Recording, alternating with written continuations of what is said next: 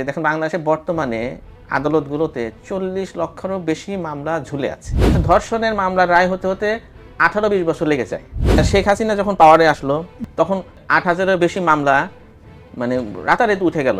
তারেক রহমান সাহেবের মামলা উনি হাজিরা না দিয়েই সমস্ত মামলা থেকে প্রত্যাহার হয়ে গেল। বিচার ব্যবস্থাটা বড় লোকের জন্য হয়ে গেছে একটা রাবারের মতো, আবার ওই ব্যবস্থাটাই গরিবের জন্য কিন্তু একটা পাথরের মতো কঠিন। বাংলাদেশে আমরা জানি যে তারা রেকর্ড সংখ্যকবার দুর্নীতিতে চ্যাম্পিয়ন হয়েছে ফর মেনি ইয়ার্স, বিভিন্ন সরকারের আমলে, নট জাস্ট একটা সরকারের সময়। বাংলাদেশি এই পুঁজিপতিদের দিয়ে কানাডাতে বেগম পাড়া হয়েছে, দুবাইতে মেরিন সিটি ইনভেস্টমেন্ট হয়েছে, মালয়েশিয়া সেকেন্ড হোম। তো এগুলো টাকা কোথা থেকে যায়? আমাদের রাসূল সাল্লাল্লাহু আলাইহি সাল্লাম বলেছেন যে আল্লাহর কসম, যদি মুহাম্মাদের মেয়ে ফাতেমাও চুরি করতো আমি তার হাত কেটে দিতাম। এটা বনু মাখজুমের একজন সম্ভ্রান্ত মহিলা যখন চুরি করেছিলেন, আর সেখানকার কিছু লোকজন বলেছিলেন যে যেহেতু উনি অত্যন্ত সম্ভ্রান্ত, তাহলে ওনার এই পানিশমেন্টটাকে মাফ করা যায় কিনা বা একটু শিথিল করা যায় কিনা। রাসূল সাল্লাল্লাহু আলাইহি ওয়াসাল্লাম এরকম হুঁশিয়ারি দিয়েছিলেন।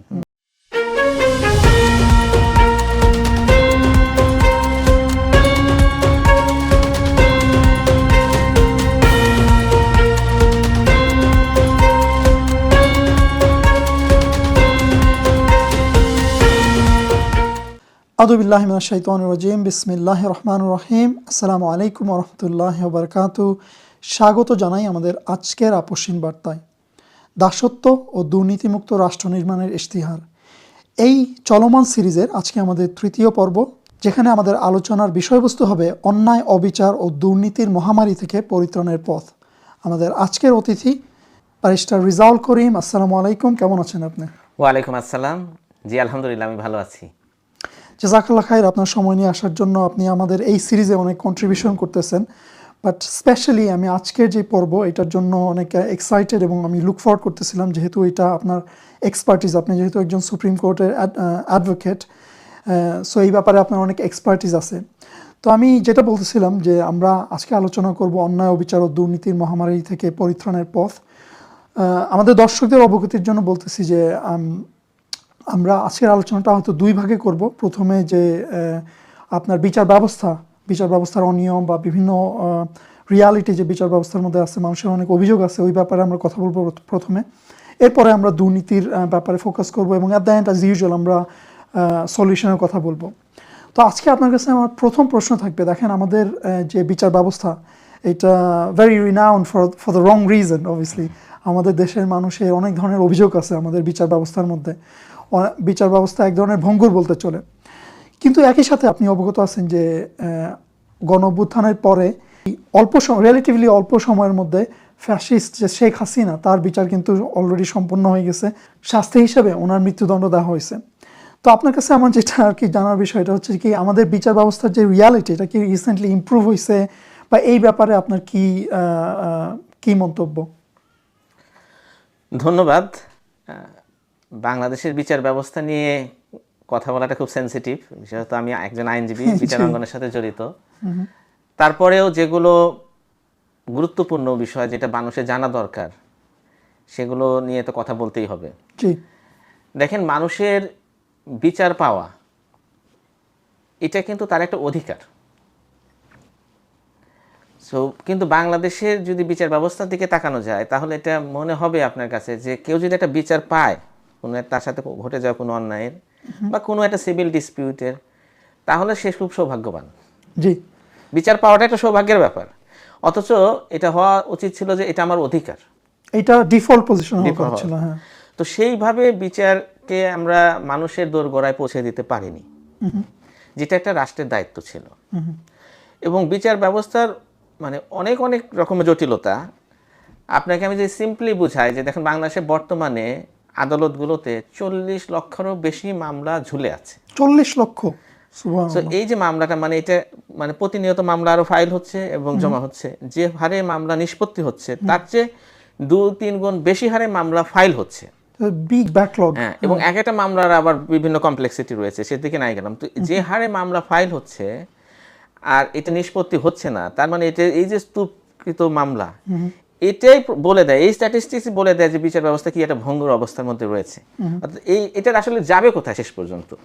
ইভেন আমাদের আইনজীবী সমিতির একবার একটা আলোচনায় এরকম সিনিয়র আইনজীবীরা বলছিলেন যে যদি এখন যে যতগুলো বিচারপতি রয়েছেন বা যে পরিমাণ কোর্ট রয়েছে, এজলাস রয়েছে, এটাকে যদি ডাবল করে দেওয়া যায় এবং তারা যদি এখন যে শিফটে কাজ করে দিনে এবং রাতেও যদি কোর্ট চালু রাখা যায়, তারপরেও এই যত মামলা রয়েছে এটা আগামী 50 বছরে শেষ করা সম্ভব না। সুবহানাল্লাহ। আর 50 বছরে আরো মামলা এর সাথে অ্যাড হবে। হ্যাঁ। তার মানে পুরো পরিস্থিতিটা এখন একটা মানে কোনো রকমের জোড়া তালে দিয়ে চালানো, অর্থাৎ আপনার কোনো কন্ট্রোল নাই। এখন যেটা আসতেছে, যেটার ব্যাপারে ধরেন সরকার চাচ্ছে যেটা হোক, সেটা হয়ে যাচ্ছে। হ্যাঁ, যেটা নিয়ে আপনি খুব বেশি মিডিয়া তৈরি হচ্ছে, তখন সেটা নিয়ে মনে করেন যে একটা সিরিয়াসনেস দেখা যাচ্ছে। কিন্তু ওভারঅল যদি সাধারণ মানুষের যে বিচার পাওয়ার যে হার, সেটার দিকে যদি আমরা তাকাই তাহলে ভেরি ফ্রাস্ট্রেটিং। মানে এটা এরকম হচ্ছেই না। আপনি দেখেন একজন বৃদ্ধ মানুষ দেখা যাচ্ছে তার ছেলে খুন হয়েছে, সে খুনের সাক্ষী, সে এসে বছরের পর বছর 35 ইয়ার্স ধরে সাক্ষী দিয়ে যাচ্ছে এবং উনি মারা গেলেন, কিন্তু উনি এই খুনের বিচারটা দেখে যেতে পারলেন না। আর এগুলো খুব আনকমন না। আমি জাস্ট মানে ভিকটিমদের বা ক্লায়েন্টদের নাম বলছি না, বা অনেক কিছু হয়তো পত্রিকাতেও এসেছে। আপনি জানেন একটা ধর্ষণের মামলার রায় হতে হতে 18-20 বছর লেগে যায়। By the time victim life change হয়ে গেছে, এখন সেই রায় আর তার জন্য কোনো কাজে আসতেছে না। সেই ধর্ষকরাও হয়তো দেশে নাই, বা তাদের জীবনও চেঞ্জ হয়ে গেছে। সো এই যে মানে জাস্টিস ডিলে, জাস্টিস ডিনাইড বলা হয়, তার মানে আপনি যে এত যদি লেন্দি হয়ে যায়, তারপরে আর বিচারে কি থাকে? এটা কি বলবেন যে নামে মাত্র একটা বিচার ব্যবস্থা বাংলাদেশে আছে এখন? মানে এটা তো একটা মানে আমাদের বাস্তবতা। দেখেন আর সিভিল মামলাগুলো 1-2 জেনারেশন ধরে মামলা চালায় যেতে হয়। দেখা যায় যে 30 বছর পরে মামলায় রায় পেলাম, এটা হচ্ছে মানে জেলা জজ আদালতে, এরপরে আবার হাইকোর্টে আসে, সেটাকে আবার করতে হয়, আপিল হয়, সেটা আপিল নিষ্পত্তি হয়, নিষ্পত্তি শেষ হয়ে যাওয়ার পরে এরপরে আবার বলে যে এটাকে মামলা যে রায় পেলো সেই রায়কে আবার বাস্তবায়ন করার জন্য বলে জারির মামলা করতে হয় আরেকটা। সো মানে জটিলতার পরে জটিলতা। তো মানুষ যে বিচারটা তো সিম্পল হওয়ার কথা ছিল, বিচারের মধ্যে সবকিছু আটকে থাকবে কেন? সোসাইটি মানুষ ফাংশন করবে এবং সেখানে ডিসপিউট হতে পারে, ঠিক আছে, যেহেতু রাইটস গুলো রয়েছে, পরস্পরের সাথে একটা সম্পর্ক রয়েছে, এখানে একটা যখনই ডিসপিউট হবে আপনাকে সেখানে সাথে সাথে এটাকে কিভাবে সমাধান করা যায়, এটা হওয়া মানে রাষ্ট্রের লক্ষ্য হওয়া দরকার, বা বিচার ব্যবস্থার লক্ষ্য হবে সেটা যে আমি এটা সমাধান করে দেবো, নাও ইস কিপ মুভিং। ইটস লাইক আপনি রাস্তায় একটা ট্রাফিকের যদি একটা দেখেন একটার সাথে একটা কলিশন হয়ে গেল, এটা যদি আপনি ওইখানে পড়ে থাকি ঘন্টার পর ঘন্টা, that will stuck the everything. আপনি কি হবে, নিয়ম হচ্ছে যে আপনি এটা সরিয়ে নেন, দ্রুত শেষ করে দেন, রাস্তা ক্লিয়ার থাকবে। তো এই ফ্লোটা নাই, এখানে জটিলতা রয়ে গেছে এইভাবে। এটা হচ্ছে একটা চিত্র। আর একটা দিক থেকে দেখেন যে বাংলাদেশে বিচার ব্যবস্থা মানে প্রথম থেকেই, একেবারে বাংলাদেশের প্রথম থেকেই এটা যে সমস্ত পলিটিক্যাল পার্টিগুলো পাওয়ারে এসেছে তারা তাদের রাজনৈতিক স্বার্থে ব্যবহার করেছে।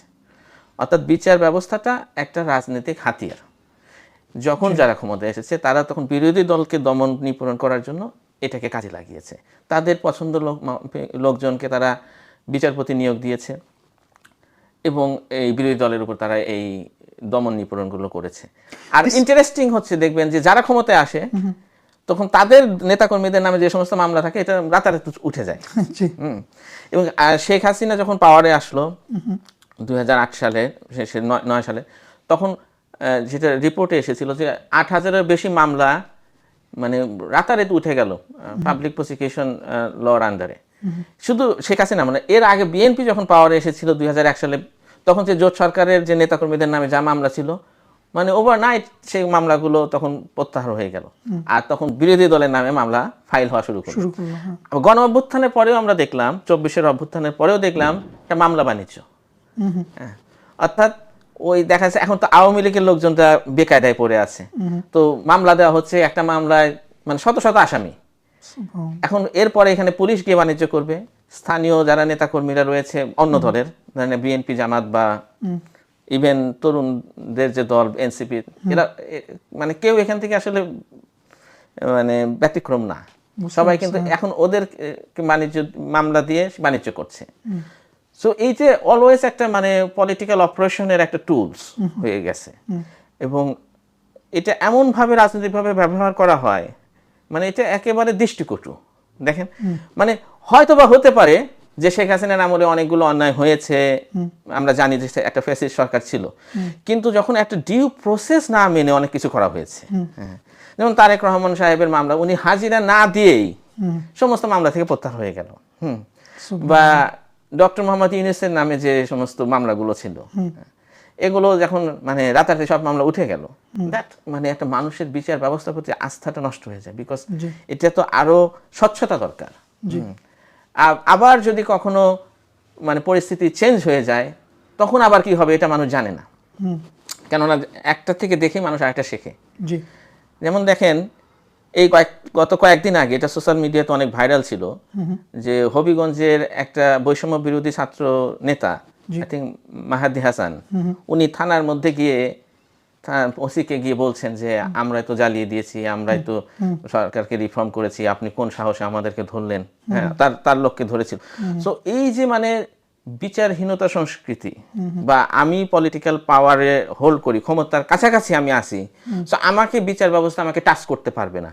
বিচার ব্যবস্থা তো বিরোধী দলের জন্য, পুলিশ মানে পুলিশ হচ্ছে সরকারের একটা লাঠিয়াল বাহিনীর মতো বিরোধী দলকে মারার জন্য, ওই পুলিশই তো তদন্ত করবে, রিপোর্ট দিবে, সেই অনুযায়ী বিচার হবে।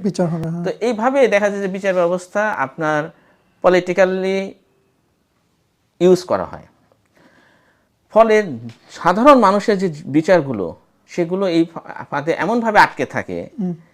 দেখেন কতগুলো আলোচিত মামলার কথা যদি আমি বলি, আই থিঙ্ক ইটস মিডিয়াতে সবাই জানে, যে সাগর রুনি হত্যা মামলা, এটা কত দিন আটকে আছে, 130 বারেরও বেশি এখানে তদন্তের জন্য সময় এক্সটেনশন করা হয়েছে, এখন পর্যন্ত চার্জশিট ফাইল করা সম্ভব হয়নি। কেন? বা তনু হত্যাকাণ্ড একটা ছিল 2016 সালের, এখনো সেটারও কিন্তু বিচার শুরু করা সম্ভব হয়নি। তো এরকম যদি আপনি আরো কিছু মানে আলোচিত মামলা অনেক নিয়ে আসা যেতে পারে, আই থিঙ্ক আমাদের দর্শকরা এগুলো জানে। So that is the reality.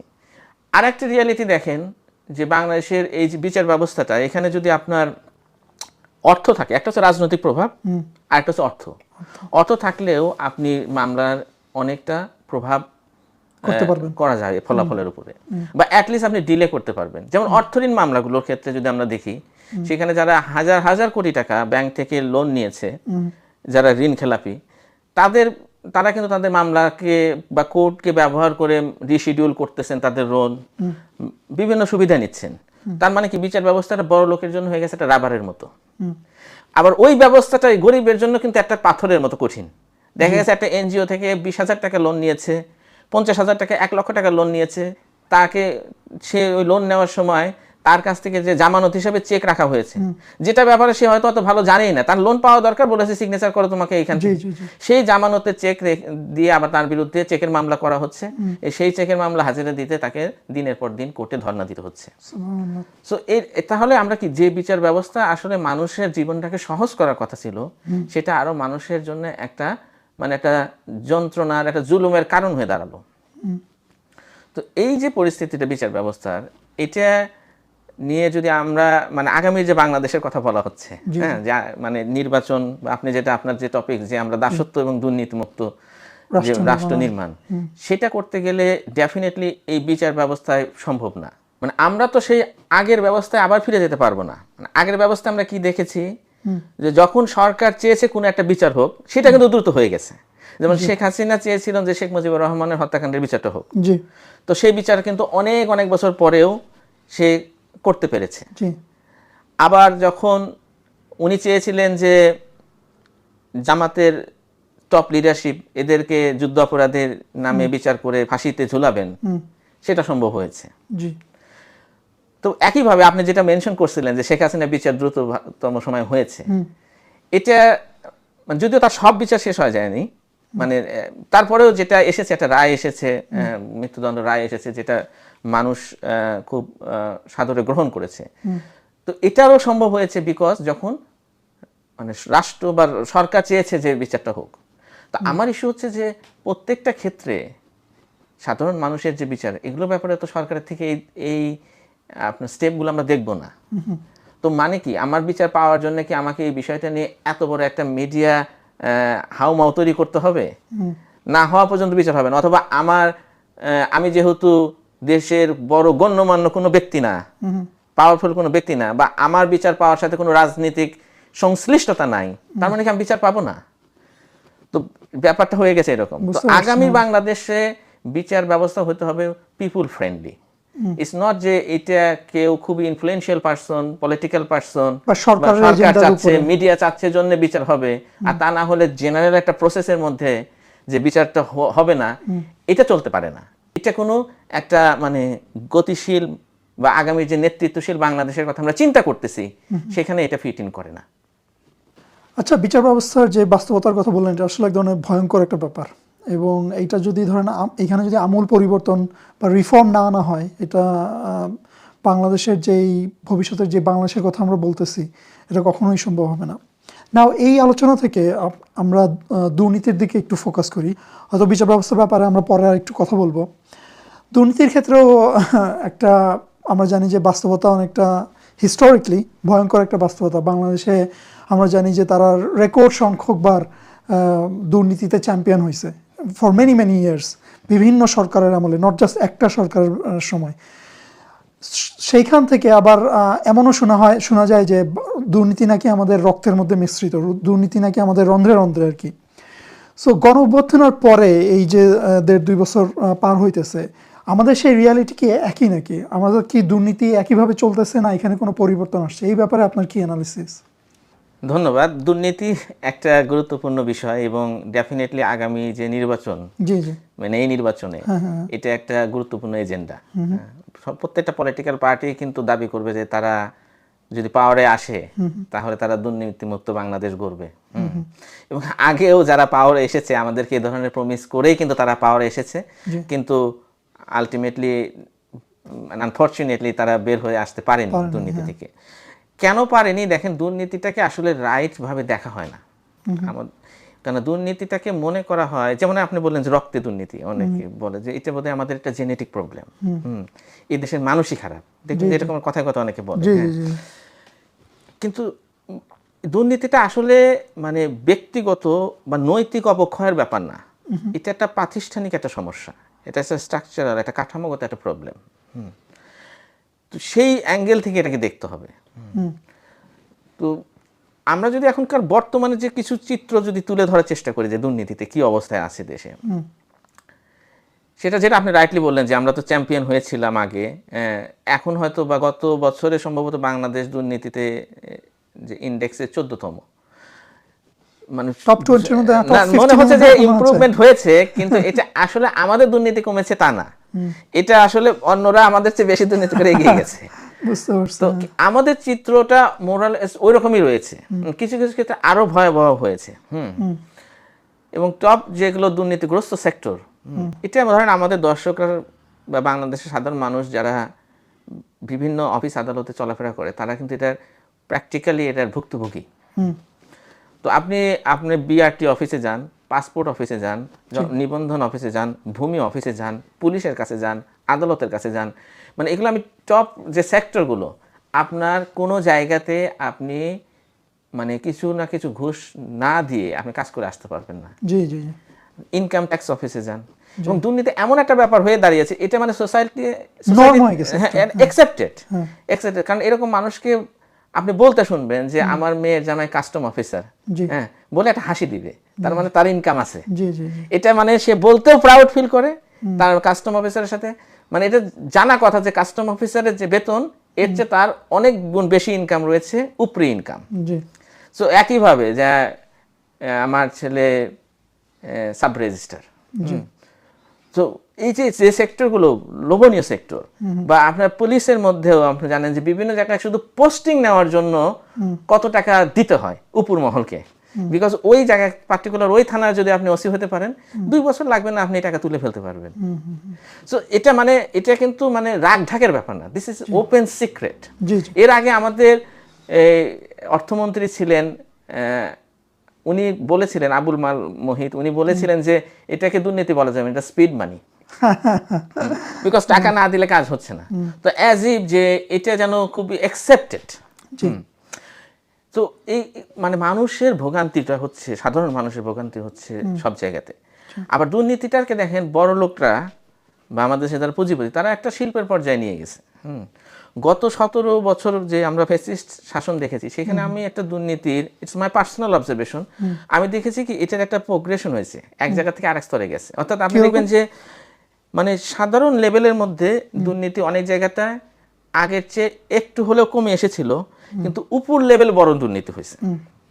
যেমন ধরেন এখন সরকার পতনের পরপরই অনেক চাঁদাবাজির কথা আমরা শুনতে পাচ্ছি রাস্তাঘাটে, কারণ এগুলো তো বিভিন্ন মহল এসে, একাধিক গ্রুপ এসে একই পার্সনের কাছ থেকে চাঁদা নেওয়ার চেষ্টা করতেছে। কিন্তু আগে যেটা ছিল এটা অনেক কন্ট্রোল করে ফেলছিল, এবং শেখ হাসিনা এখানে বড় লেভেলের দুর্নীতি হতো, মেগা প্রজেক্ট থেকে মেগা লেভেলের দুর্নীতি হতো। তো ফলে দেখা যাচ্ছে ওই বড় লিডার যারা, তার যে আন্ডারের যে সমস্ত ক্যাডার বাহিনী রয়েছে ওইখান থেকে সে যদি 1000 কোটি টাকা মেক করে, 100 কোটি টাকা খরচ করে দিলে তো ক্যাডারগুলোকে পালা যায়, তাদের কিন্তু গিয়ে চায়ের দোকানে চাঁদাবাজি করতে হয় না। You understand? সো এখন যেহেতু ওই লেভেলের দুর্নীতিটা বড় মেগা প্রজেক্ট হচ্ছে না, আগামীতে ইলেকশন হলে নতুন গভর্নমেন্ট আসলে আবার যখন প্রজেক্ট হবে ততদিন পর্যন্ত এটা চলবে কি করে? জি, বুঝতে পারছি। সো ওইভাবে একটা নিয়ে গেছিল যে আপনার চাঁদাবাজি আর দোকানে গিয়ে বলতে হতো না, ফোন, বিকাশ নাম্বার, অ্যাকাউন্ট ট্রান্সফার হয়ে যেত, মানে সাধারণ বোঝা যেত না যে বড় দুর্নীতি হচ্ছে। কিন্তু এটা যারা খোঁজ খবর রাখতেন, সাংবাদিকেরা বা ওই লেভেলের যারা, তারা বুঝতে পারতেন এখানে বড় লেভেলের দুর্নীতি, যেটা আমরা ওয়েস্টে দেখি। ওয়েস্টে আপনি কিন্তু দেখবেন যে রাইট কর্পোরেট লেভেলে আপনি দেখবেন সাধারণ মানুষের মধ্যে মানুষজন তো আসলে অনেস্ট মানুষজন, একটা ইভেন বাসে টাচ না করে সে কিন্তু যাচ্ছে না, ট্রেনে তার ওয়েস্টার কার্ড টাচ না করে সে উঠছে না, গেলেও বড় ফাইন হচ্ছে। হ্যাঁ, বড় ফাইন হচ্ছে। তো কিন্তু এখানে বড় লেভেলে দুর্নীতি হয়। তো যেহেতু পুঁজিবাদী ব্যবস্থার মধ্যে এটা হচ্ছে অনেকটা কন্টেন্ট করার চেষ্টা করা হয়, এটা কিন্তু বিলুপ্ত করার চেষ্টা করা হয় না। জি, আন্ডার দ্য টেবল যতটা এবং সেটাকে আবার সফিস্টিকেটেড ভাবে করা যায়, এবং তার মধ্যে প্লেইং উইথ দ্য রুলসটা এমন ভাবে করবে যে ওইটা আবার বৈধ হয়ে যায়। তো শেখ হাসিনার আমলে এটা একটু ওইরকম শিল্পের পর্যায়ে চলে গেছিল দুর্নীতিটা। অ্যান্ড দেখেন এত হাজার হাজার কোটি টাকা যখন দুর্নীতি করে, তখন সেটা কি করবে, সেটা হজম করবে কোথায়? এ কারণে বাংলাদেশি এই পুঁজিপতিদের দিয়ে কানাডাতে বেগম পাড়া হয়েছে, দুবাইতে মেরিন সিটি তে ইনভেস্টমেন্ট হয়েছে, মালয়েশিয়া সেকেন্ড হোম। তো এগুলো টাকা কোথা থেকে যায় আমাদের দেশে? অথচ আপনি কিন্তু দেশ থেকে বৈধভাবে টাকা পাঠানোর কোনো সুযোগ নেই। So is under invoicing, over invoicing the গার্মেন্টসের, বা বিভিন্নভাবে এটা হয়েছে, এই ব্যাংকিং সেক্টরগুলোর সাথে জড়িত। তো এভাবে বড় বড় লেভেলের যে দুর্নীতি আমরা দেখে এসেছি, তো আপনার যে হলমার্কের দুর্নীতি, ডেস্টিনি গ্রুপের দুর্নীতি, তো এই মানে এগুলো দুর্নীতির কথা শুনতে শুনতে মানুষ এখন আর ছোটখাটো যখন শুনে, যেমন শেখ হাসিনা বলছিল, হ্যাঁ শেখ হাসিনা বললো যে আমার পিয়ন ছিল, ও এখন 400 কোটি টাকার মালিক। মানে এটা বলতেও না, এটা বলতেও যেন কিছু বাধ্য না এরকম। কেননা আমরা আরো ভয়ঙ্কর জিনিস দেখতে পেলাম শেখ হাসিনার পতনের পরে, যে তার ভূমিমন্ত্রী সাইফুজ্জামান 300টার বেশি ফ্ল্যাট শুধুমাত্র লন্ডনেই, সুবহানাল্লাহ, প্রপার্টি। আরো তো দুবাই, আমেরিকাতে বিভিন্ন জায়গায় তার প্রপার্টি রয়েছে। সো এইভাবে, বা আমরা দেখেছি একটা ছাত্রলীগের থানা পর্যায়ের নেতা, সে 100 কোটি টাকা তার দুবাই পাচার করেছে। সো যে চিত্রগুলো ছিল, তো মানুষজন, মানে আমার কাছে কেন মনে হয় কি দুর্নীতিটা অনেকের কাছে মনে একটা গা শোয়া ব্যাপার হয়ে গেছে, টলারেন্স বেড়ে গেছে কিন্তু এটা তো এই জায়গায় হওয়ার কথা না। আর এইটা যদি চলতে থাকে তাহলে একটা সোসাইটি আমরা প্রোগ্রেস করতে পারবো না। বা আমি যে বাংলাদেশ, যে ইনসাফের বাংলাদেশের কথা বলছেন, দাসত্ব এবং দুর্নীতিমুক্ত, সেটা করতে হলে অবশ্যই এইখান থেকে বের হয়ে আসতে হবে। কিভাবে বের হয়ে আসবো আমরা সেই আলোচনা হয়তো আজকে করব। তার আগে আমাদের বুঝতে হবে এর মূলে কি রয়েছে, কেন এগুলো হয়। আচ্ছা, যেহেতু আপনি কারণের কথা তুললেন, সো আমাদের আলোচনাটা ওইদিকে যাওয়া উচিত। দেখেন, এতক্ষণ আমরা যে রিয়ালিটি নিয়ে কথা বলতেছিলাম, অনেকটা আমাদের মুডও ছিল comical, because the whole thing is comical, যে একটা দেশের বিচার ব্যবস্থা কিভাবে এই ধরনের হয়, বা একটা দেশের দুর্নীতির সিচুয়েশন কিভাবে এই পর্যায়ে চলে আসে। কিন্তু ব্যাপারগুলো কিন্তু আসলে সিরিয়াস, যেটা আপনি বলতেছিলেন। সো আমাদের আলোচনার স্বার্থে, যাতে আমাদের দর্শকরা এই আলোচনাটা ফলো করতে পারে, আমি আপনাকে এই কারণের ব্যাপারটা দুই ভাগে জিজ্ঞেস করতেছি। প্রথম অংশে আমি বলবো যে আপনি যদি বিচার বিভাগে যে অনিয়মের কথা বললেন, বা যেই বিশাল ব্যাকলগের কথা বললেন, এর কারণটা কি, বা এর মূল যে কি ইস্যু, এগুলি কোথায়, এই ব্যাপারে যদি আপনি কিছু বলতেন। দেখেন, বিচার ব্যবস্থার আজকের যে পরিস্থিতি, এটার থেকে উত্তরণের জন্য এর আগেও অনেকবার অনেক স্টেপ নেওয়া হয়েছে, অনেক কমিশন গঠন করা হয়েছে। কিন্তু আমার কাছে মনে হয় যে তারা কখনোই আসলে যে মৌলিক যে প্রবলেমটা সেটা আইডেন্টিফাই করেনি, অথবা করলেও যথাযথভাবে সেটাকে অ্যাড্রেস করেনি। কারণ এখানে কাঠামোগত একটা ব্যাপার রয়েছে, বা একটা পুরো ব্যবস্থার পিছনে যে একটা দর্শন, চিন্তাগত ব্যাপারটা রয়েছে, সেটাকে প্রথমে আমাদের দেখতে হবে। দেখেন, আমাদের দেশের যে বিচার ব্যবস্থা, এটা কিন্তু সেই ব্রিটিশদের তৈরি করা বিচার ব্যবস্থা, জি, এবং সেটা কন্টিনিউ করতেছে। যদিও ব্রিটিশরা চলে গেছে, আমরা স্বাধীন হয়েছি, ইনফ্যাক্ট আমরা দুইবার স্বাধীন হয়েছি, কিন্তু আমরা ওই ব্যবস্থাটাই এখনো ক্যারি অন করছি।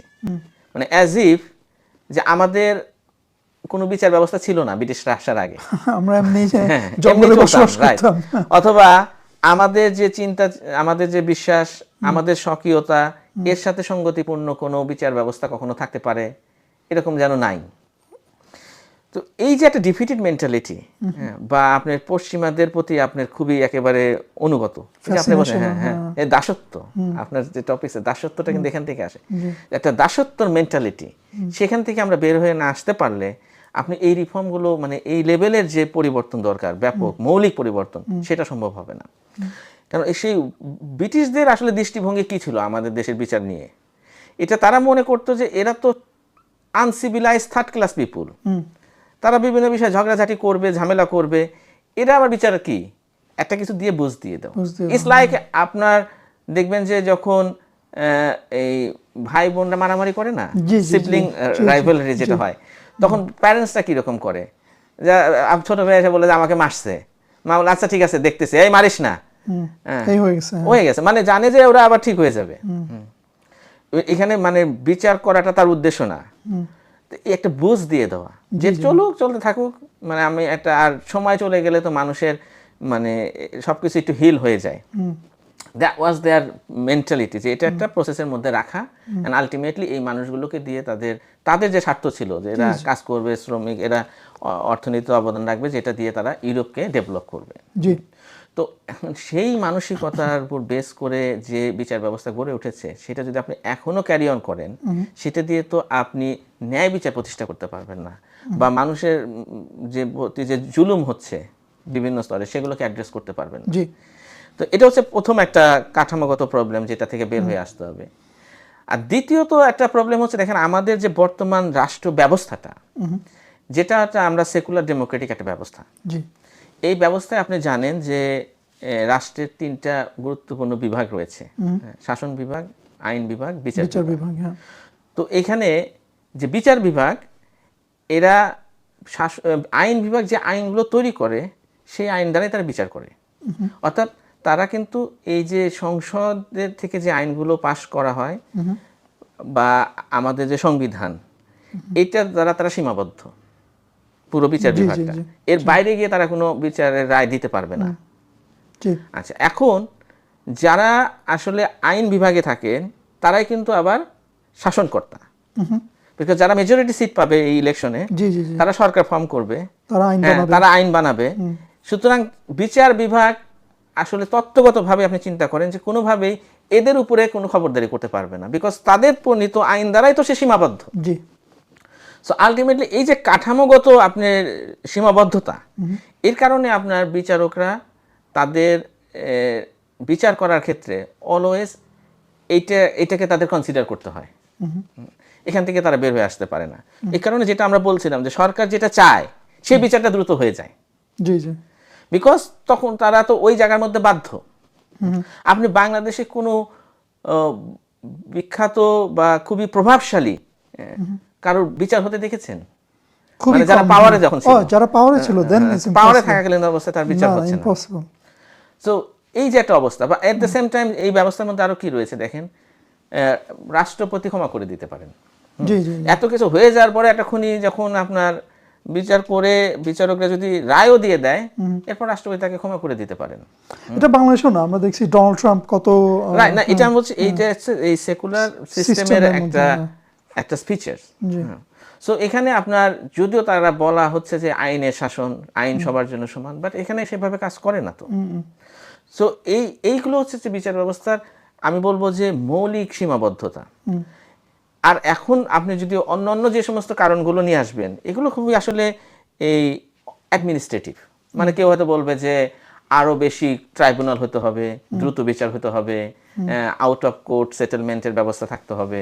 হ্যাঁ, তো এগুলো আপনার অ্যাডমিনিস্ট্রেটিভ, এটা সব সময় চলতে থাকবে।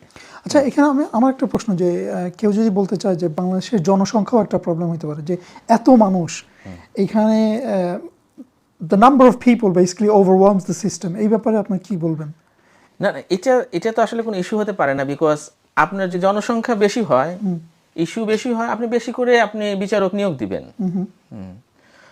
আরেকটা জিনিস রাষ্ট্রকে খেয়াল রাখতে হবে, যে যাতে করে মানে মামলা বা ডিসপিউট এটা তৈরি না হয় সোসাইটিতে, যতটা কম তৈরি হয়।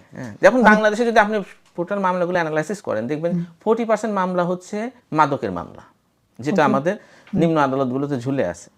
এই মাদকের মামলাটা কেন হয়? বিকজ আপনি মাদক এখানে ঢুকছে, ইন্ডিয়া থেকে ঢুকছে, মায়ানমার থেকে ঢুকছে, দেশীয় কিছু মাদকও তৈরি হচ্ছে।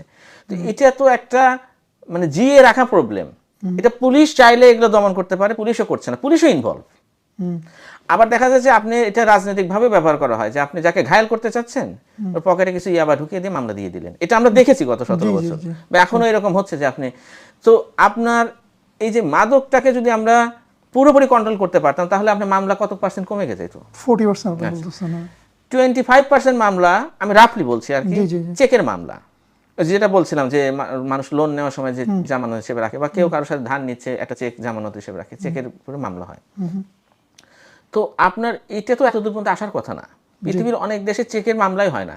আপনি যদি আমাকে একটা চেক দেন, তার বিনিময়ে আমি আপনাকে কিছু টাকা দিয়েছি, তার মানে আমি আপনার কাছে সেই টাকাটা পাই। জি। তো এটার জন্য আদালতে যেতে হবে কেন? হ্যাঁ, এটা তো মানে পুলিশ সমাধান করে দিতে পারে। কমিউনিটির যদি খুবই ভাইব্রেন্ট কমিউনিটি থাকে, তাহলে কমিউনিটির মধ্যে এটা সমাধান হয়ে যেতে পারে। তো এইভাবে আপনার সোসাইটিটাকে তো এমনভাবে গড়ে তুলতে হবে যাতে এখানে মামলা কম হয়, বা এখানে আপনার ডিসপিউটগুলো যত দ্রুত সমাধান হয়ে যাবে, তখন দেখা যাবে এর থেকে আরো ব্রাঞ্চেস অফ মানে মামলা তৈরি হবে না। আরেকটা হচ্ছে যে অপরাধের বিচার, সেটা যদি আপনার না হয়, মামলা মানে বিচারহীনতার একটা সংস্কৃতি তৈরি হয়, তাহলে সেখানে এই ধরনের মামলা জটিলতা তৈরি হতে থাকে। যেমন ধরেন, যদি একটা এক্সাম্পলারি আমরা যদি কোনো পানিশমেন্ট দিতে পারতাম ধর্ষকের, সে মনে করেন সে যত বড় ইনফ্লুয়েন্সিয়াল মানুষই হোক না কেন, তাহলে দেখতেন যে আরো 10 জন মানুষ এই অপরাধটা করার আগে তারা চিন্তা করতে, ডিটারেন্স হিসেবে কাজ করত। কিন্তু আমরা তো বড়দের বিচার করতে পারি না। তার মানে হচ্ছে, সমাজে যদি আপনি এ ধরনের দৃষ্টান্তমূলক শাস্তির ব্যবস্থা যদি না করতে পারেন, তাহলে তো অপরাধের প্রবণতা কমবে না। মানুষ যদি বুঝতে পারে যে অপরাধ করলে পার পাওয়া যায়, তাহলে তো অপরাধ করতেই থাকবে। সুতরাং বিচার ব্যবস্থার সাথে শুধুমাত্র যে আদালতে কি ঘটলো এখানেই কিন্তু সীমাবদ্ধ না, আপনাকে হোল সোসাইটিকে দেখতে হবে, কম্প্রিহেন্সিভলি আপনাকে দেখতে হবে। তারপরে আপনি গিয়ে এই বিচার ব্যবস্থাকে যথাযথভাবে আপনি রিফর্ম করতে পারবেন, এটাকে মোর এফিসিয়েন্ট করতে পারবেন। জাযাকাল্লাহ খাইর। আপনি বিচার ব্যবস্থার যেই মূল কারণগুলি, অনিয়মের বা যেই কারেন্ট বাস্তবতা, এর পিছনে যে মূল কারণগুলি, এগুলি আপনি খুব সুন্দরভাবে পয়েন্ট বাই পয়েন্ট তুলে ধরছেন। এখন প্রসঙ্গত আসা যায় যে দুর্নীতির ব্যাপারে, যেহেতু আপনি অলরেডি টাচ আপন করছেন যে রিয়ালিটিটা কি দুর্নীতির। আমরা quote and quote champion for number of years. So এর মূল কারণ কি? আমাদের দেশে যে দুর্নীতির বাস্তবতা, এর কি রিজনগুলি কি? একই রকম আমি বলবো যে এটা যে কাঠামোগত যে ইনস্টিটিউশনাল যে প্রবলেম দুর্নীতির, হ্যাঁ, সেটাকে আমরা অ্যাড্রেস করি না।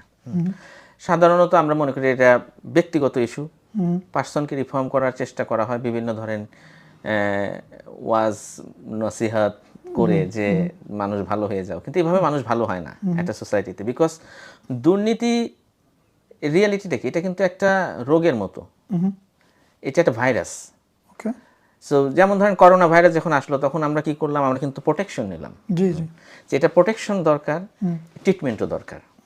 তো দুর্নীতিকে আপনি যদি সমূলে শেষ করে দিতে চান, তাহলে আপনাকে পদক্ষেপ নিতে হবে, প্রথমত যাতে না হয়, আর এর পরেও যদি হয় তাহলে সেটা যেন যথাযথ বিচার হয়।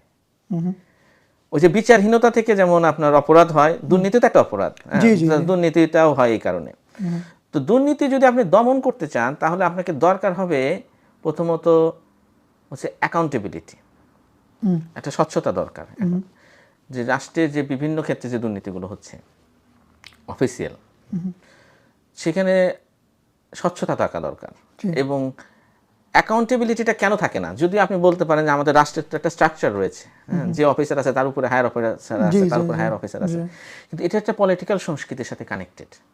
কারণ আপনি জানেন যে একটা পলিটিক্যাল পার্টি পাওয়ারে আছে, আর একটা বিরোধী দল পাওয়ার আছে বাইরে, তো সরকারি দল সবসময় একটা চাপের মধ্যে আছে, তাকে টিকে থাকতে হবে। আবার সে যদি বিরোধী দলে চলে যায় তাহলে তাকে ওইখানে গিয়েও রাজনীতি করে আবার টিকে থাকতে হবে।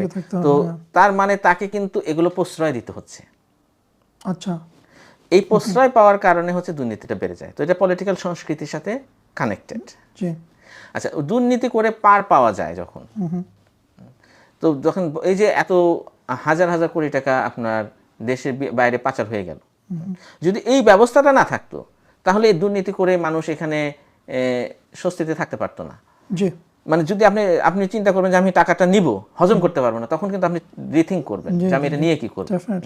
সো এটা কিন্তু রাষ্ট্রের ব্যর্থতা যে আপনি এটাকে বাইপাস করতে দিচ্ছেন, মানে বের হয়ে যেতে দিচ্ছেন, অথবা আমাদের সিস্টেমের মধ্যে এটাকে অ্যাকোমোডেট করা হয়, বলা হয় ব্ল্যাক মানি মানে আপনার হোয়াইট করার সুযোগ করে দেওয়া হয়। প্রত্যেকবার বাজেটের সময় আপনি দেখবেন কোথায় আপনি শেয়ার মার্কেটে আপনি বিনিয়োগ করলে, আবাসন ক্ষেত্রে বিনিয়োগ করলে, আপনি তো নিজেই আপনি এটাকে এনকারেজ করতেছেন। সো আমি যদি ব্ল্যাক মানি আমার থাকে তাহলে আমি এটা করতে পারবো। সো দুর্নীতি এগুলো আসলে আরো অনেকগুলো মৌলিক কারণ এখানে আমরা বিশ্লেষণ করতে পারি। ইভেন এটা কিন্তু আমাদের যে চিন্তাগত, আমাদের যে জীবন ব্যবস্থার মধ্যে আমরা আছি, যে দর্শন নিয়ে আমরা সমাজে চলি, এটার সাথে কানেক্টেড। এই যে পুঁজিপতি একটা ব্যবস্থা, মানে বস্তুবাদী ব্যবস্থা, এখানে কিন্তু মানুষের খুব ভোগবাদী। এবং আপনি বাংলাদেশের দিকে তাকান, যদি দেখবেন যে পুরো সোসাইটি যেন একটা অসুস্থ কম্পিটিশনে, যে কিভাবে দ্রুত কোটিপতি হয়ে যাওয়া যায়। টাকা মানে আমাকে ইনকাম করতে হবে, মানে no matter whether is white আর ব্ল্যাক, এই টাকা ইনকাম করা এটা হালাল না হারাম, এগুলো secondary question, not even the question. এটা করলে আল্লাহ খুশি হবে না হবে, এটা আল্লাহ অ্যালাউ করে কি করে না, এগুলো পরে কথা। আমাকে টাকা থাকতে হবে, টাকা হলে আমি ম্যানেজ করে ফেলতে পারবো, এরপরে গিয়ে হজ করে ফেলবো, মাজারে দান করবো, মসজিদ বানাবো। বুঝতে পারছেন এই যে মাইন্ডসেট, যে আগে আমাকে টাকা মেক করতে হবে, এটা একটা দুর্নীতির আমি মনে করি একটা বড় কারণ। আর একটা কারণ হলো, দেখেন রাষ্ট্র যখন মানুষের মৌলিক যে চাহিদাগুলো সেগুলো পূরণের দায়িত্ব না নেয়, তখন মানুষ খুব ইনসিকিউরিটিতে ভোগে। ওইখান থেকে মানুষ আসলে এই দুর্নীতি থেকে চলে যায় অনেক ক্ষেত্রে। যেমন ধরেন আপনি যদি একটা অসুস্থ হয়ে পড়েন, এই ট্রিটমেন্ট তো আর কেউ আপনার পাশে এসে দাঁড়াবে না। আমরা সেরকম একটা সুন্দর কমিউনিটিও গড়ে তুলতে পারিনি পুরো দেশে, যে একজন আরেকজনের পাশে এসে দাঁড়াবে, যেটা বললাম খুব অসুস্থ মেন্টালিটি। সো একটা মানুষ চাকরি করে 50,000 টাকা বেতন পায়, তার ছেলে মেয়ে নিয়ে চলতে হয়তো বা তার 50,000 টাকা খরচ হয়, তার কোনো সঞ্চয় নাই। সঞ্চয়ের দরকার হতো না যদি সে এইটুকু নিরাপত্তা রাষ্ট্রের কাছ থেকে পেত, কমিউনিটির কাছ থেকে পেত, যে ঠিক আছে আমি যে কোনো একটা ঝামেলায় যদি পড়ে যাই তাহলে আমাকে লুক আফটার করার মতো, আমাকে উদ্ধার করার মতো, রেস্কিউ করার মতো প্রতিষ্ঠান রয়েছে। তো এটা যখন থাকে না, তখন মানুষ চিন্তা করে তাহলে আমার সিকিউরিটি কি, পয়সায় একমাত্র সিকিউরিটি। তো ইনসিকিউরিটির কারণে সে তখন মনে করে ঠিক আছে আমাকে তাহলে কিছু এক্সট্রা ইনকাম করতে হবে, আমাকে একটা সেভিংস রাখতে হবে।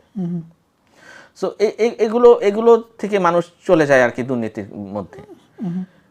আর এর বাইরেও রয়েছে যেটা বললাম আপনি, একটা সাংস্কৃতিক ব্যাপার হয়ে গেছে, যে সবাই যখন করবে আপনার ওই যে ভাইরাস থেকে, আপনি চাইলেও কিন্তু করোনা ভাইরাস থেকে আপনি থাকতে পারবেন না প্রোটেক্টেড, ঠিক না? যখন আপনি ওই এনভায়রনমেন্টের মধ্যে আপনি যখন থাকবেন, তো আমি এই জন্য যারা দুর্নীতির মধ্যে জড়িয়ে যায় দেশে, আমি এদেরকে আসলে আমি একটা ভিকটিম হিসাবে দেখি। বিশেষত আমি সাধারণ গরিব মানুষদের কথা বলছি। আপনি এয়ারপোর্ট দিয়ে যাবেন, একটা জিনিস একটু বেশি হয়ে গেছে, বা একটা জিনিস হয়তো বা আপনি রিসিপ্টটা আনতে ভুলে গেছেন, but there is no way আপনাকে হয়রানি করবে, কারণ সে জানে যে আপনি 2টা পয়সা দিলে আপনাকে ও ছেড়ে দিবে, আর আপনিও জানেন যে আমি যদি দ্রুত বের হয়ে যেতে চাই তাহলে আমাকে দিতে হবে। আপনি কি করবেন? আমরা যারা আইনজীবী, দেখা যায় যে কোর্টের পেশকার, বিও, এদেরকে টাকা পয়সা না দিলে হিয়ারিং এ ডেট পাওয়া যায় না। তখন আপনি কি করবেন? আপনার ক্লায়েন্টের এদিকে তাড়াতাড়ি শুনানি করানো দরকার। তো এই যে বিভিন্ন জায়গায় মানুষ আসলে এটা পুরো সিস্টেমের তারা একটা ভিকটিম। মানে আপনি যে বলে দেওয়া সহজ যে দেশের মানুষ সব দুর্নীতিগ্রস্ত, হ্যাঁ, যারা ইভেন স্পেশালি আমি বলবো যারা দেশের বাইরে থাকেন, তারা এটা মানে very easy to say, but ওইখানে গিয়ে যখন আপনি রিয়ালিটির মধ্যে পড়বেন, তখন দেখবেন যে আপনি নিজেকে রক্ষা করাটা খুবই ডিফিকাল্ট। হুম। এইটার একটা এই পুরো ব্যবস্থার একটা স্রোত রয়েছে, ওই স্রোতের মধ্যে আপনি পড়ে যাবেন এবং এর প্রতিকূলে আপনি যাইতেও পারবেন না। As an individual.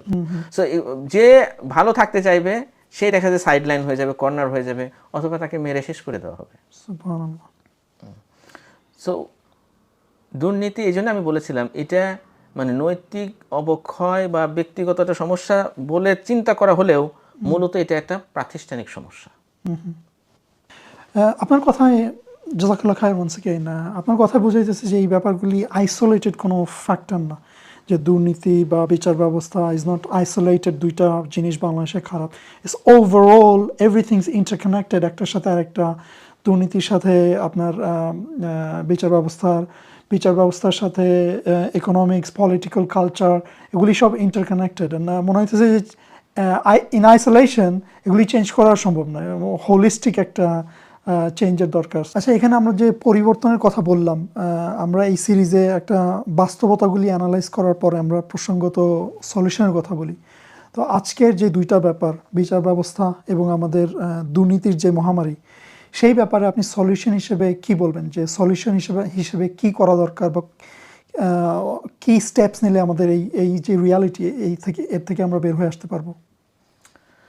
রাইট, আপনি বললেন যেভাবে যে এটা কিন্তু ইন্টারকানেক্টেড, আলাদাভাবে শুধুমাত্র আপনি বিচার ব্যবস্থা, শুধুমাত্র দুর্নীতিকে দমন করা এটা পসিবল না। এটা পুরো রাষ্ট্রীয় যে শাসন ব্যবস্থা, শাসন কাঠামোর সাথে কানেক্টেড। তো এটা চেঞ্জ করতে হবে।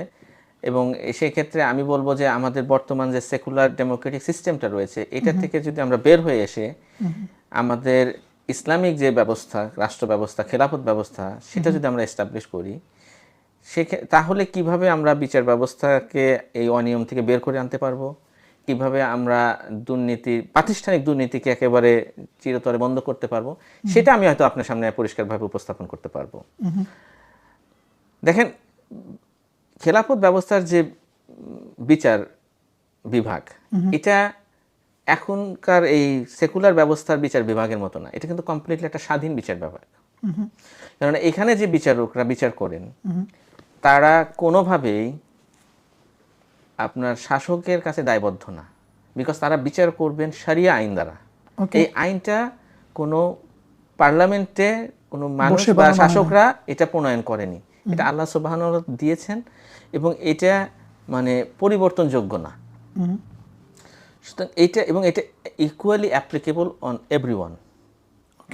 এখানে কারোর কোনো সেই প্যারোগেটিভ পাওয়ার নাই। আপনি জানেন রাসূল সাল্লাল্লাহু আলাইহি সাল্লাম বলেছেন যে আল্লাহর কসম, যদি মুহাম্মাদের মেয়ে ফাতেমাও চুরি করতো আমি তার হাত কেটে দিতাম। এটা বনু মাখজুমের একজন সম্ভ্রান্ত মহিলা যখন চুরি করেছিলেন, আর সেখানকার কিছু লোকজন বলেছিলেন যে যেহেতু উনি অত্যন্ত সম্ভ্রান্ত, তাহলে ওনার এই পানিশমেন্টটাকে মাফ করা যায় কিনা বা একটু শিথিল করা যায় কিনা। রাসূল সাল্লাল্লাহু আলাইহি ওয়াসাল্লাম এরকম হুঁশিয়ারি দিয়েছিলেন। সো এখান থেকে কি বোঝা যায়, দিস আর নট কিন্তু শুধুমাত্র গল্প না, ওয়াজ মাহফিলের গল্প আমি বলছি না, দিস আর স্টেট প্রিন্সিপলস, যে আপনি কোনোভাবেই আপনার বিচারকরা মানে শাসক যে তার দ্বারা নিয়ন্ত্রিত হবে না। যদিও রাষ্ট্রীয় স্ট্রাকচারে আমরা জানি যে খলিফা উনি প্রধান বিচারপতিকে নিয়োগ দিবেন, আর প্রধান বিচারপতি তখন বাকি অন্যান্য বিচারকদেরকে নিয়োগ দিবেন খেলাফত সিস্টেম। কিন্তু প্রধান বিচারপতি কোনোভাবেই খলিফার আর অধীনে না, এমনকি খলিফার যখন বিরুদ্ধে যখন কোনো বিচার আসবে তার সামনে, তখন খলিফার আর পাওয়ার থাকবে না তাকে রিমুভ করার। এই যে একটা ব্যবস্থা, আর সেখানে আমাদের খেলাফত ব্যবস্থার মধ্যে একটা কোর্ট থাকবে, কোর্ট অফ ইনজাস্ট অ্যাক্ট, মাহকামাত আল মাজালিম। এই কোর্ট স্পেশালি ডিজাইন হচ্ছে যে খলিফা সহ পুরো শাসক গোষ্ঠী এবং রাষ্ট্রের যে কর্মকর্তা কর্মচারী, এদের বিরুদ্ধে যে আনিত অভিযোগ সেটা সে বিচার করবে। ওকে, সো আপনি কোথাও আপনি এটা কেউ আপনার কাছে ঘুষ চাইছে বা আপনার কাছে একটা কোনো অন্যায্য একটা সুবিধা চাচ্ছে, আপনি একটা নির্দিষ্ট কোর্টে গিয়ে সেই বিচারটা চাইতে পারবেন। খেলাফত ব্যবস্থার যে বিচার বিভাগের আরেকটা দিক থাকবে হচ্ছে ভ্রাম্যমাণ বিচার ব্যবস্থা বা কাজী হিজবান। সেখানে যাতে করে বিচারটা মানুষের দোরগোড়ায় পৌঁছানো যায়। এখনো ভ্রাম্যমাণ বিচার হয় কিছু, কিন্তু এটাকে আরো গতিশীল করা হবে। মানে মূল আইডিয়া হচ্ছে বিচারটাকে মানুষের দোরগোড়ায় পৌঁছে দেওয়া। সো যেখানে ভেজাল খাদ্যর ব্যাপার থাকুক বা আপনার অন্যায়টা যেখানে সংঘটিত হচ্ছে বা ডিসপিউটটা যেখানে, সেখানে চলে যাবে বিচারক। মানে আমাদের এই ফ্রেমওয়ার্ক থেকে বের হয়ে আসতে হবে ব্রিটিশদের। যেমন ধরেন জমি নিয়ে ডিসপিউট, তো এইটার দলিলপত্র নিয়ে কোর্টের বারান্দায় এসে মানুষ ঘুরছে বছর পর বছর, অ্যান্ড এই একটা ছোট্ট একটা জিনিস হয়তো বিচারকের কাছে ক্লিয়ার না, হ্যাঁ, তো উনি এটা নিয়ে আবার নেক্সট ডেটে আবার যাকে তলব করা হয়েছে উনি আসতে পারেন না, উনি অসুস্থ, পরের ডেটে আইনজীবী অসুস্থ। দিস হাউ এইটার দীর্ঘসূত্রিতা তৈরি হয়। যে সিম্পল বিচারকের যদি দায়িত্ব মনে করে যে এই জিনিসটা আমার শেষ করতে হবে, you go there, G, and এটা আমি নিয়ে এসে মাপ দাও, দেখো কোথায় গিয়ে তোমার জমি, কার জমি কতটুকু, এখানে মানে then and there you finish it off. জি, ইসে তো বিচারক চলে যাবে ইয়ের কাছে, make it accessible, make it accessible, quick. right. যেটা ক্রিমিনাল যে ইস্যুগুলো হবে, আপনি যদি দেখা যায় যে সে ধর্ষণ করেছে বা সে খুন করেছে, বিচার করে আপনি ইমিডিয়েটলি সেই শাস্তি বাস্তবায়ন করেন। ইন সাম কেসেস আমি বলবো প্রকাশ্যে জনসম্মুখে বাস্তবায়ন করেন, যাতে করে যেটা করা হবে আর কি খেলাফত শাসন আমলে, যাতে করে এটা একটা ডিটারেন্স হিসেবে কাজ করে। আর আপনাকে এই অপরাধীদের তো দিনের পর দিন জেলখানায় পালার কোনো দরকার নাই, যেটা এখন আমরা দেখি। এবং দীর্ঘদিন থাকতে থাকতে একসময় দেখা যাচ্ছে যে আবার একটা সরকারের পরিবর্তন হয়ে সে বের হয়ে চলে আসে, অথবা রাজক্ষমা পেয়ে বের হয়ে আসে, বিভিন্ন পরিস্থিতির মধ্যে দিয়ে আপিল করে তারপরে সে বের হয়ে আসে, জামিন আপিলেও জামিন পাওয়া যায়, এইরকম দেখা যায়। তারপরে আবার সে অপরাধে জড়িয়ে মোস্ট লাইকলি তারা রিপিট অফেন্ডারও হয়ে থাকে, তো এইভাবে মানে আপনার পুরো বিচার ব্যবস্থা খেলাফতের আন্ডারে ডিফারেন্ট হবে। এটা আরো অনেক ডিটেলস স্টাডি করার ব্যাপার রয়েছে, হয়তো সব ডিটেলস আমি এখানে তুলে ধরতে পারবো না সময়ের স্বল্পতার কারণে, কিন্তু একটা কি ফিচার আমি মনে করি যে ওয়ার্থ মেনশনিং এখানে আমাদের দর্শকদের জন্য, সেটা হচ্ছে খেলাফত ব্যবস্থায় কোনো আপিল থাকবে না। ওকে, এটা হয়তো শুনতে মনে হয় যে তাহলে এটা যদি একজন একটা বিচারক একটা বিচার করে সে ভুল করে ফেলে, আমারও সেম রিঅ্যাকশন আসে যে আপিল না থাকলে হওয়ার কারণে তারপরে কি হবে, হ্যাঁ, বা ওই রায় যেটা আসলে এটাকে আপনি চ্যালেঞ্জ কিভাবে করবেন, রাইট, মিসক্যারেজ অফ জাস্টিস হতে পারে। কিন্তু আপনি একটু চিন্তা করে দেখেন, আপনি যখন আপিল করেন, যার কাছে আপিল করছেন সেও তো ভুল করতে পারে, তারপরে যার কাছে আপিল করছেন সেও তো ভুল করতে পারে। আলটিমেটলি একটা হিউম্যান এজেন্সি, ঠিক না, মানুষই তো করতেছে। এমন না যে প্রধান বিচারপতি যিনি উনি ভুলের ঊর্ধ্বে, উনি তো ভুলের ঊর্ধ্বে, উনি ভুল করতে পারেন, আমার নিচে যিনি বিচারক আছেন উনিও ভুল করতে পারেন। তো আপিল আসলে কিন্তু এটা সমাধান আসতেছে না, যেটা আপনার কাছে প্রথম মনে হলো যে আচ্ছা, এরপর হতে পারে না উনি তো এনাফ কম্পিটেন্ট না। যদি কম্পিটেন্ট নাই হয় তাকে আপনি বিচার করান কেন? তাহলে এটা ফাজলামি, আপনি মানে এটা খেলাধুলা তো না। যে কম্পিটেন্ট না, আপনি এখন এমন একটা ব্যবস্থা রেখেছেন যে উনি বিচার করবেন, মানে ওনার যদি কম্পিটেন্সি নাও থাকে উনি একটা মোটামুটি করে দিবেন, দেওয়ার পরে তুমি যদি পছন্দ না হয় তুমি আপিল করতে পারো। এটা গিয়ে পড়লো কার উপরে? ওই বিচার প্রার্থীর উপরে, ভিকটিমের উপরে মনে করেন। তো এটা তো রাষ্ট্রের দায়িত্ব ছিল। তুমি যদি বিচারক, তোমার যদি এই ব্যাপারে জ্ঞান না থাকে, একটা কাউন্সিল থাকবে, তুমি কাউন্সিলের কাছে তুমি রেফারেন্স নিয়ে আসো। The burden falls on you. হ্যাঁ, বিচারককে দায়িত্ব নিতে হবে যে আমি এটা বিচার করব। হতে পারে মানুষের সীমাবদ্ধতা রয়েছে, যে আমি এই ব্যাপারে এমন একটা ইস্যু এসেছে যে আইনগত ব্যাপারটা আমার কাছে ক্লিয়ার না, so there will be a council যেটা তোমাকে আইনগতভাবে সহায়তা দিবে। ফ্যাকচুয়াল বিষয় তো তুমি এখান থেকে ডিটারমিন করতে পারতেছো পার্টির কথা শুনে, এটুকু কম্পিটেন্সি না থাকলে তো সে বিচারক হবে না। Once you are confirm about the factual matter, now legal matter যেটা আইনগত জায়গাটাতে তোমার কনফিউশন যদি থাকে, এটা তোমার দুর্বলতা। You should go and seek your মানে অ্যাডভাইস। এটা বিচার প্রার্থীর উপর তুমি কেন গড়িয়ে দিচ্ছ?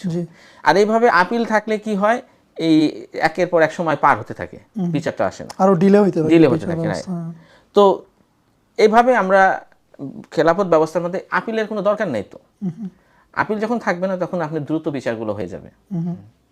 আবার দেখেন এই ব্রিটিশ ব্যবস্থাতে কি করা হয়েছে, বিচারকদেরকে একটা সুরক্ষা দেওয়া হয়েছে। আপনি জানেন আমাদের পেনাল কোর্টের 77 নাম্বার যে ধারাটা, এটা বলছে যে বিচারকের তা বিচার কার্য চলাকালীন সময় যিনি যাই করবেন এর জন্য ওনাকে, এটা কোনো অপরাধ হবে না ওনার জন্য। আর এটা এমন একটা এক্সকিউজ হয়ে যায় যে যেন তেন একটা বিচার উনি করে দিলেন। আপনি যখন মানে বিচারকের ভুল বিচারের কারণে আপনাকে গিয়ে আপনি আপিল করতে হচ্ছে, কিন্তু আপনি কিন্তু ওই বিচারকের এগেনস্টে কোনো রেমেডি আপনার নাই।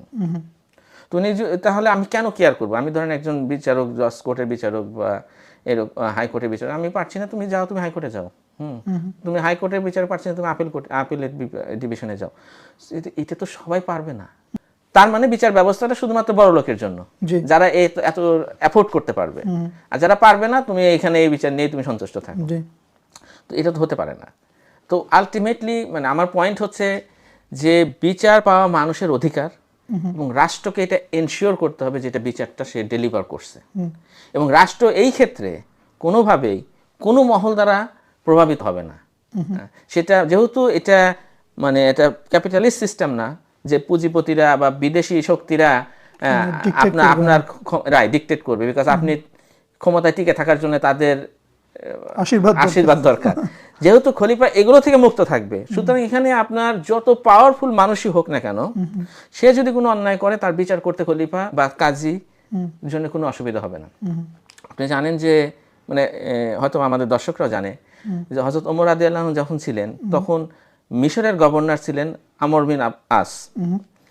তো ওনার ছেলের সাথে ওইখানকার একটা খ্রিস্টান ছেলের একটা ডিসপিউট হয়, এবং সেইটার কারণে সে হয়তো তাকে একটা প্রহার করে।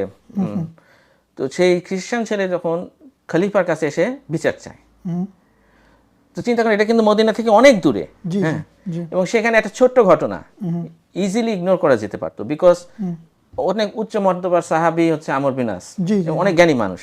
তো উনি এটা ডিল করবেন, এই খলিফা এটা হয়তো বোদারি করতেন না, এবং তারপরে একটা নন মুসলিমের ব্যাপারে। কিন্তু সেটাকে উনি এতটা গুরুত্ব দিলেন যে উনি ওনার দুজনকে ডেকে পাঠালেন, এবং সেখানে উনি ওইটা বিচার করলেন। বিচারে বললেন যে যেহেতু তোমাকে সে মেরেছে, উনি লাঠি দিয়ে বললেন তুমি তাকে মারো। সে তাকে মারলো, তারপরে বললো তুমি এখন এই গভর্নরকে মারো। তখন সে বিচার পারতে বললো না, আমি তো আমার ক্ষোভ ছিল তার ডিসপিউট তার সাথে, আমি তাকে কেন মারবো? সে কেন এটা অ্যালাউ করলো তার ছেলের জন্য? So this is how justice এখানে করা হতো, ইনসাফ করা হতো মানুষের প্রতি, regardless of the religion, because they are the মানে এই রাষ্ট্রের সিটিজেন, এবং তাদের প্রতি খলিফার দায়িত্ব রয়েছে।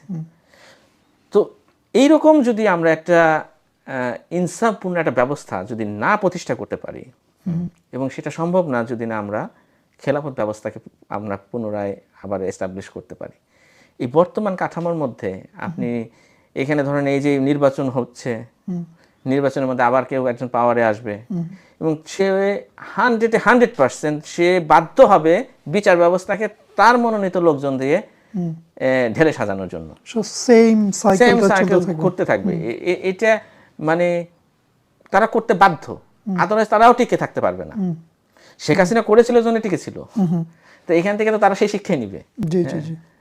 আচ্ছা, আপনি মোরলেস বিচার ব্যবস্থার কথাগুলি বলতেছিলেন যে খিলাফত ব্যবস্থার মধ্যে এটা কিভাবে ডিফারেন্ট আমাদের এখন গতানুগতিক যে ব্যবস্থা তার থেকে। এখন যদি দুর্নীতির ব্যাপারে কিছু বলতেন যে এই দুর্নীতির ব্যাপারটা কিভাবে সলভ হবে? না, অবশ্যই, যেহেতু আমরা একটা ন্যায় বিচারের কথা বলতেছি, একটা ইনসাফপূর্ণ শাসন ব্যবস্থার কথা বলতেছি, সেখানে তো দুর্নীতি থাকতে পারে না। মানে অ্যাটলিস্ট প্রাতিষ্ঠানিক দুর্নীতির কথা বলছি। অনেকে মনে করে যে সৎ মানুষ যদি পাওয়ারে চলে আসে তাহলে হয়তো দুর্নীতি চলে যাবে, বাট ওই যেটা আমি বলেছি এটা কিন্তু আসলে একটা ব্যক্তিগত ইস্যু না, এটা কাঠামোগত ইস্যু। আদারওয়াইজ আপনি একটা নোংরা পুকুরে যদি আপনি ভালো মাছও ছেড়ে দেন, সেই মাছের গাদেও গন্ধ করবে। তো এই জন্য আপনি পুরো কাঠামোটা চেঞ্জ করতে হবে। আর আমরা যদি খেলাফত ব্যবস্থার দিকে তাকাই, যদিও ধরেন যারা ওরিয়েন্টালিস্ট প্রাচ্যবিদ, তাদের রাইটিংসে আসবে একটু ডিফারেন্ট চিত্র। তারা কিন্তু অনেক সময় আমাদেরকে ডাইভার্ট করার জন্য, আমাদের মনকে কুলুষিত করে দেওয়ার জন্য তারা এমন একটা পিকচার তুলবে যে খেলাফত ব্যবস্থার আন্ডারে খলিফারা সব মানে ভোগ বিলাসে মত্ত ছিল, দুর্নীতিগ্রস্ত ছিল, এরকম একটা চিত্র দেখানোর চেষ্টা করা হয়। যারা ইসলাম বিরোধী বা সেকুলারিস্টরা এরকম অনেক সময় পোর্ট্রেট করে। কিন্তু এগুলো এই ধরনের অপপ্রচারকে যদি আপনি দূরে সরিয়ে আপনি খেলাফতের স্ট্রাকচারের দিকে তাকান, রাষ্ট্রীয় যে কাঠামো, তাহলে আর সেগুলো বিশ্লেষণ পর্যালোচনা করলে বোঝা যায় যে এখানে আসলে মানে প্রাতিষ্ঠানিক যে দুর্নীতির আসলে কোনো সুযোগ নেই। কেন নাই দেখেন, প্রথমত হচ্ছে যে খলিফা একটা দীর্ঘমেয়াদী পরিকল্পনা করে একটা জেনারেশন বিল্ড করার চেষ্টা করবেন সোসাইটিতে। ওই যে যে মানসিকতার কথা বলছিলাম না, যে ভোগবাদী মানসিকতা থেকে আমাদের দুর্নীতি করার একটা প্রবণতা তৈরি হয়। জি তো এইটাকে অ্যাড্রেস করা, এটা শর্ট টার্ম সলিউশন না, এটা একটু লং টার্ম সলিউশন। যে আপনি শিক্ষা ব্যবস্থা ঢেলে সাজানো, আপনার মিডিয়া, কারণ আমাদের ইয়াংদের মগজে কি যাচ্ছে এটা আমার দেখতে হবে। তো জি জি তো এই তাকুয়া ভিত্তিক একটা রাষ্ট্র গড়ে তোলা, তখন দেখা যাবে যে মানুষ এই ধরনের দুর্নীতি থেকে মানে আপনি অনেকটা সমাধান আপনি এমনি পেয়ে যাবেন। এবং আমরা যদি আমাদের ইতিহাসের দিকে তাকাই তাহলে দেখব যে এটা কিন্তু মানে হয়েছে, যে একটা সোসাইটি, আমরা সেই আরবের যে জাহিল যে সোসাইটিটা ছিল, হ্যাঁ। সেখানে যেখানে মানুষের দুর্নীতি একটা কমন বিষয় ছিল, জি ওজনে কম দিত, জি অন্যায় করতো, জুলুম করতো, সেই সোসাইটি কিভাবে ট্রান্সফর্ম হয়ে গেল এই মানসিকতা, এই তাকওয়া ভিত্তিক যখন সমাজটা গড়ে উঠলো। এবং সেখানে এই ধরনের মানে শুধু যে আমরা যে ওমর, ওসমান, আলী, আবু বকরের কথা বলি, এগুলো কিন্তু এক্সেপশন না, this are the society normal ব্যাপার ছিল। জি জি বিকজ এরকম মানুষ, এবং একটা জেনারেশন পর আরেক জেনারেশন পর্যন্ত আমরা দেখেছি যে এখানে এরকম মানসিকতার মানুষ গড়ে উঠেছে। জি যেমন ধরেন হযরত ওমর বিন আব্দুল আজিজ যে খলিফা ছিলেন, জি এবং ওনার সেই বিখ্যাত ঘটনা আমি শিওর যে অনেক দর্শকই জানেন। উনি চিঠি লিখেছিলেন বায়তুল মালের যিনি দায়িত্বে ছিলেন তাকে, যে যাতে ওনাকে একটা অগ্রিম স্যালারি দেওয়া হয়। কারণ ঈদ চলে আসছিল, আর ঈদের যে কেনাকাটা করা বা কাপড় চোপড় কেনার মতো তার সামর্থ্য ছিল না। সুবহানাল্লাহ। তখন সেই বায়তুল মালের যিনি দায়িত্বে, উনি বললেন যে খলিফা আমিরুল মুমিনিন, আপনাকে দেওয়া যাবে অগ্রিম টাকা যদি আপনি গ্যারান্টি দিতে পারেন যে আপনি আরো 1 মাস বেঁচে থাকবেন। সুবহানাল্লাহ। উনি তখন বুঝতে পারলেন যে না, আমি বায়তুল মালের উপরে কোনো দায় রেখে যেতে চাই না, বা কোনো স্পেশাল ট্রিটমেন্ট উনি নিতে চান না, উনি পাওয়ার ইউজ করেনি। সো এই মানসিকতা, এটা তো হুট করে আকাশ থেকে পড়বে না, এটা একটা সিস্টেমের মধ্যে থেকে তৈরি হয়। সিস্টেমের মধ্যে থেকে যেভাবে আমরা ভিকটিম হয়ে যাই দুর্নীতির জন্য, ওই সিস্টেমে আবার কালচার করে এরকম মানুষ তৈরি করে।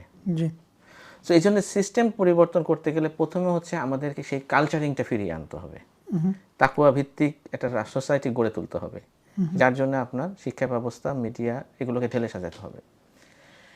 এটা হলো একটা দিক। দ্বিতীয়ত হচ্ছে দেখেন, সোসাইটিতে দুর্নীতির যে সোর্সগুলো রয়েছে, যেমন বর্তমানে আপনার একটা one of the biggest sources হচ্ছে বিদেশি যে ঋণ আসে, বিদেশি প্রকল্পগুলো আসে, বিদেশি কোম্পানির যে ইনভেস্টমেন্টগুলো আসে, এগুলো একটা বড় সোর্স। এখান থেকে আপনার কমিশন বাণিজ্য হয়, একটা সুবিধা পাইয়ে দেওয়া হয়, মেগা প্রকল্পগুলোতে মেগা দুর্নীতি হয়। জি জি এবং এই বিদেশিদের খুশি করার জন্য দেখেন আপনারা স্যাটেলাইট, তারপরে মেয়াদ উত্তীর্ণ বিমান ক্রয় করা, বা আপনার যেখানে এক জায়গায় হয়তো আপনার বেটার প্রাইস আছে তার বাদ দিয়ে আপনি মার্কিন যুক্তরাষ্ট্র থেকে গ্যাস কেনা, এই যে এইগুলো তো মূলত আপনার দুর্নীতি। আপনি যেভাবে এটাকে উপস্থাপন করেন আসলে দুর্নীতি। জি এই জায়গাগুলো বন্ধ করতে হবে।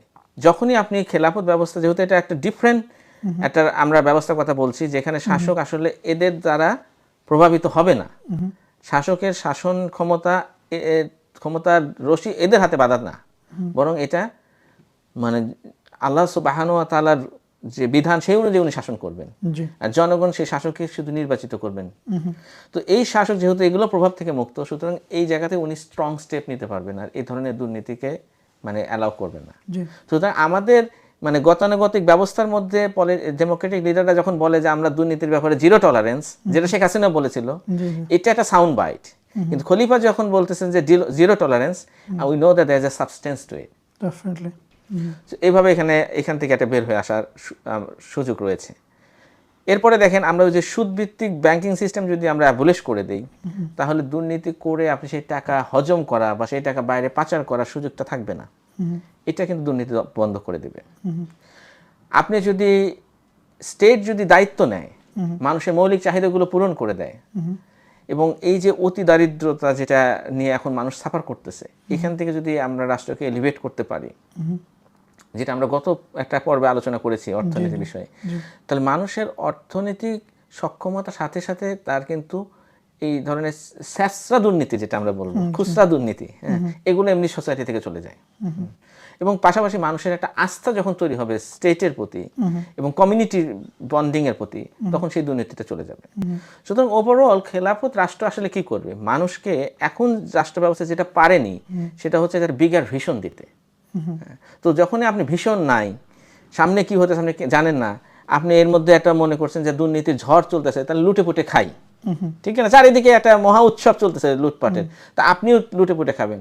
কিন্তু যখন এই জায়গা থেকে এই মানুষগুলোকে আপনি একটা বিগার ভিশন দেখাতে পারবেন যে না, আমার জীবনের উদ্দেশ্যটা ডিফারেন্ট, বা অ্যাজ এ রাষ্ট্র হিসেবে আমরা শুধু এইখানে আমরা চিন্তা করব না, আমরা কিভাবে নিজেদেরকে এলিভেট করতে পারবো এবং ওয়ার্ল্ডে আমরা রুল করব, নেতৃত্বশীল রাষ্ট্রে পরিণত হব, এই মানসিকতা নিয়ে যখন একটা রাষ্ট্র এগিয়ে যাবে, তখন সেখানে মানে ছোটোখাটো দুর্নীতির ব্যাপারে মানুষ কনসার্ন থাকবে না, বরং মানুষের চিন্তা চেতনা, তাদের এফোর্ট, এগুলো তারা ব্যয় করবে যে কিভাবে আমরা ওই ভূমিকে জয় করতে পারি, কিভাবে আমরা ওই ব্যাটেলে উইন করতে পারি, কিভাবে আমাদের টেকনোলজিতে আমরা আরও নেতৃত্বশীল জায়গায় যেতে পারি, এইরকম থাকবে মানুষের কনসার্ন। তো এইভাবে একটা উম্মাকে আমরা দেখেছি হিস্ট্রিতে যে তারা সংগঠিত হয়েছে, তারা ঐক্যবদ্ধ হয়েছে, তারা জ্ঞান বিজ্ঞানে আরও ডেভেলপ করেছে এবং পৃথিবীকে নেতৃত্ব দিয়েছে।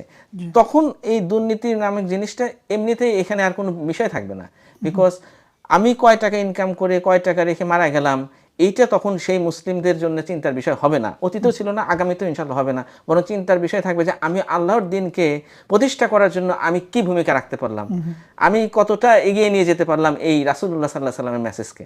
সো সোসাইটিকে ওই লেভেলে নেতৃত্ব দিতে হবে যেটা কোনোভাবেই এই বর্তমান ব্যবস্থার মধ্যে এবং আগামী নির্বাচনে যারাই ক্ষমতায় আসুক তাদের দিয়ে সম্ভব না। সো আমার বক্তব্য হচ্ছে যে আমূল পরিবর্তন করে, অর্থাৎ আপনি যদি এই ব্যবস্থাটাকে সমূলে সরিয়ে দিয়ে এখানে একটা খেলাফত রাষ্ট্র প্রতিষ্ঠা করতে পারেন, তাহলে সেই খেলাফতের যে স্পিরিট, যে ধারণা, যে চেতনা, সেইটা তখন মানুষকে ঐক্যবদ্ধ করবে এবং সেটার মধ্যে দিয়ে তখন আমরা এই দুর্নীতির মতো এই ধরনের এই যে একটা রোগ, এখান থেকে আমরা পরিত্রাণ পেতে পারি। জাযাকাল্লাহ খাইর, আপনি আজকে অনেক ক্রিটিক্যাল অনেক ইস্যু অনেক ইজিলি ডিবাঙ্ক করছেন এবং আমাদের দর্শকদের কাছে তুলে ধরছেন যে কিভাবে আসলে আমাদের একটা আমূল পরিবর্তন দরকার এই দুর্নীতি বা যে জাস্টিস সিস্টেমের কথা আপনি বললেন, এই পুরো যেহেতু ব্যাপারগুলো ইন্টারকানেক্টেড, একটা আমূল পরিবর্তন দরকার। সো আমি থারলি এনজয় করছি আমাদের আজকের এই পর্ব, আশা করি আমাদের দর্শকরাও এনজয় করবেন এবং তারা এর থেকে উপকৃত হবেন। এবং আমাদের যে আপকামিং ইলেকশন আসতেছে, যেহেতু the whole series we designed it, যে মানুষ এই সময়ে তাদের চিন্তাগুলিকে কীভাবে ন্যাভিগেট করবে, তারা বিভিন্ন প্রার্থীরা, এই ডেমোক্রেটিক পার্টির বিভিন্ন প্রার্থীরা যখন তাদের কাছে এসে ভোট চাইবে, তারা কীভাবে এই তাদের ডিমান্ডগুলি তাদের সামনে তুলে ধরবে, এগুলির উপর ভিত্তি করে। তো আশা করি যে আমাদের দর্শকরা আমাদের এই আলোচনা, তাদের থটগুলি বা তাদের চিন্তাভাবনাগুলি বা তাদের সেই প্রশ্নগুলি কনস্ট্রাক্ট করার জন্য হেল্প করবে ইনশাআল্লাহ। দর্শক, আপনাদেরকে ধন্যবাদ জানাই আমাদের আজকের এই পর্বে আমাদের সাথে থাকার জন্য, এবং আশা করছি আপনারা আমাদের এই পুরো সিরিজটা দাসত্ব এবং দুর্নীতিমুক্ত রাষ্ট্র নির্মাণের ইশতিহার, এই শিরোনামে আমরা যে সিরিজটা করতেছি আমাদের সাথে সংযুক্ত থাকবেন। আমাদের লং ফর্ম কন্টেন্টগুলি ইউটিউব এবং ফেসবুকে যাচ্ছে এবং আমাদের শর্ট ফর্ম কন্টেন্টগুলি ইউটিউব, ফেসবুক, টিকটক এবং ইনস্টাগ্রামে যাচ্ছে। সো আপনাদের প্রতি আহ্বান রইল যে আপনারা আমাদের কন্টেন্টগুলি লাইক, শেয়ার এবং ফলো করবেন এবং আগামী পর্ব দেখার জন্য আহ্বান রইল। আসসালামু আলাইকুম ওয়া রাহমাতুল্লাহি ওয়া বারাকাতুহু।